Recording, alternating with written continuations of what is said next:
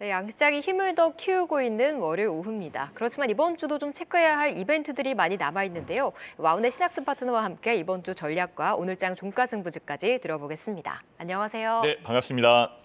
대표님, 우리 일본과 홍콩 시장에 좀 상승 힘입어서 우리도 오름폭을 좀 키우고 있습니다. 수요일 날 쉬긴 하지만 어느 정도 휴장 리스크도 던 것 같은데 이번 주는 좀 어떤 전략을 세우는 게 좋을까요? 네, 오늘같이 이번 주 내내 올라왔으면 좋겠어요. 바라는 바이고요. 그동안 휴일 리스크가 있었던 그런 상황이었기 때문에 움직임이 좀 둔했었던 것, 이 부분이 제일 거슬렸었는데요. 해소가 좀 되는 것 같아요. 역시 수급입니다. 수급이 들어와야 움직이는 그런 여건이 만들어지는데요. 외국인의 매도세는 아직은 유지된다라고 볼 수 있습니다. 물론 오전보다는 오후 시간 중에 외국인들이 외국인에 대한 금액이 줄고 있는 그런 상황이기 때문에 유리한 그런 상황이고, 특히 이제 선물 지수를 매수를 하면서 상승력에 대한 대응을 하고 있는 그런 상황이기 때문에 굉장히 유리하다라고 말씀드릴 수 있어요. 그런데요, 수급에 대한 부분에서 한 가지 독특한 부분이 있는데요. 바로 기관 매수입니다.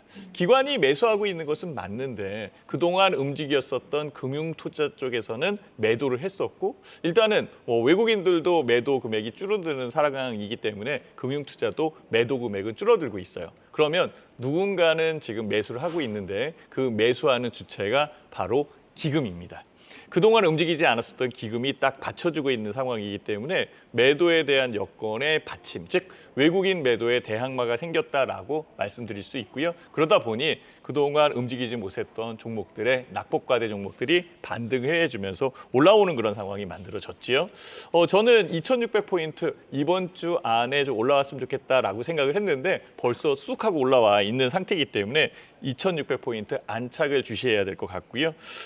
특히 내일 또 삼성전자와 LG전자의 실적, 잠정 실적이 발표되는 그런 상황이기 때문에 실적 관련되어 있는 종목을 안 볼 수는 없어요.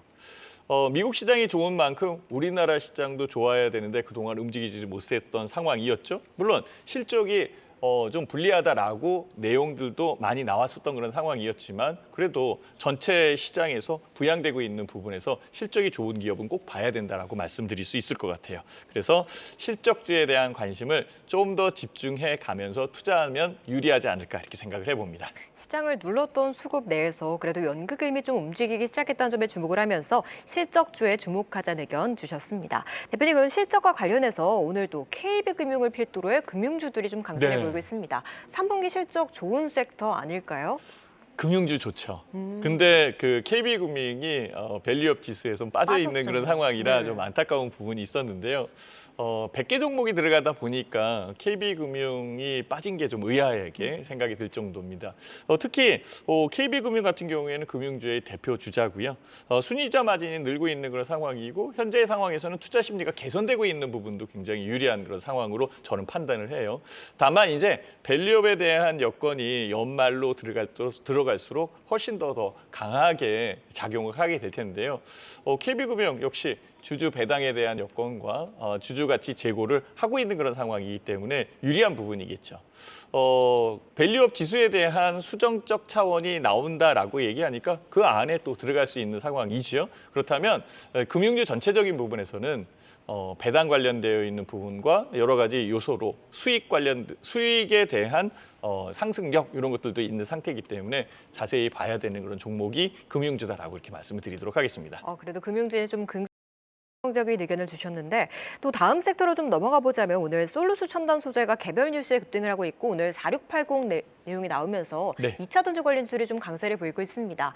원통형 배터리 쪽이 강한 반면에 또 사실 동박 쪽은 많이 좀 쉬었던 면이 있는데 오늘 좀 롯데 에너지 머티리얼즈도 그렇고 동박도 이제는 좀 바닥을 잡고 올라오는 것 같은데 이쪽은 어떻게 생각하시나요? 네, 솔루스 첨단 소재는 일단은 퀘벡주, 이 카나다의 퀘벡주의 인센티브를 제공하는 부분이 좀 더 작용을 한 상황이고요.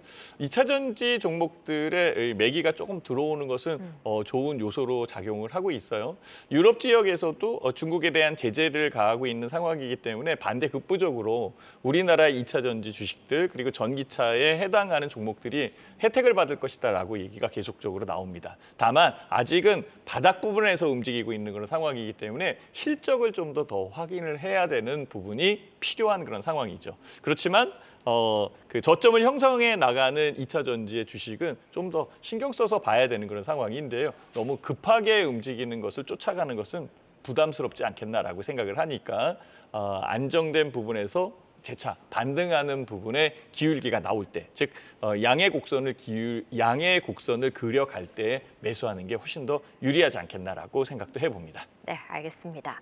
오늘도 시장 안에서 전력 설비 관련주가 긍정적인 움직임을 보이고 있는 가운데 또 지난 종가 승부주였던 세명전기도 장중 두 자릿수의 급등을 네. 보여줬고요. 또 카페24도 현재 빨간불을 켜내고 있습니다. 이렇게 종가 승부주가 꾸준히 선전하고 있는데 오늘은 또 어떤 종목 눈여겨보셨을까요? 네, 지금은 전체적 종목들이 대부분 반등을 해줬어요. 이럴 때에는 기술적 지표를 보는 게 훨씬 더 유리하거든요. 그래서 조정받고 재차 반등할 수 있고 수급이 들어오는 것, 거래량이 느는 것 이쪽 보는 게 훨씬 더 좋은데요. 그래서 오늘은 녹십자 웰빙을 종가 승부주로 제가 가져왔습니다. 녹십자 웰빙은 건강식품, 건강 관련되어 있는 헬스케어 종목입니다. 특히 태반주사 라인액을 중심으로 성장을 했고요. 이 태반주사 라인액을 국내에만 팔고 있었는데 국내 매출 비중이 훨씬 더 높았는데 이제는 중국에 수출한다, 중국에 대한 펌을 받고 있는 그런 상황이에요. 그래서 안정적으로 중국에 진출을 할 거고 녹십자 웰빙은 녹십자 그룹의 이 존재감이 조금 더 부각되고 있어요. 왜냐하면 수익이 늘어나고 있기 때문에 그렇습니다. 상반기 수익이 656억으로 벌써 15% 정도 초과 달성 올라와 있는 상황이고요. 그러니까 영업이익 같은 경우에도 39%나 늘었다라는 그런 내용이 나오고 있는 상황이기 때문에 훨씬 더 좋습니다. 여기에 하나 플러스되는 게 중국의 허가죠. 라인액주 판매가 국내 가격보다 중국에서 판매되는 가격이 훨씬 더 높다라고 얘기를 하더라고요. 그렇다면 수익은 더 늘어날 것으로 판단이 들죠.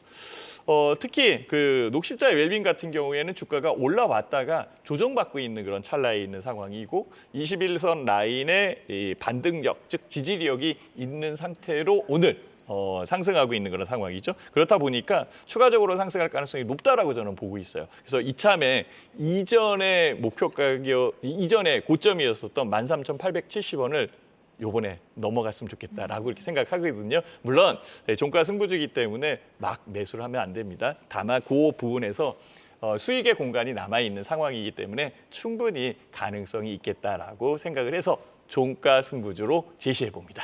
대표님 말씀해 주시자마자 시세가 좀 움직이는 모습이 포착이 되고 있는데요.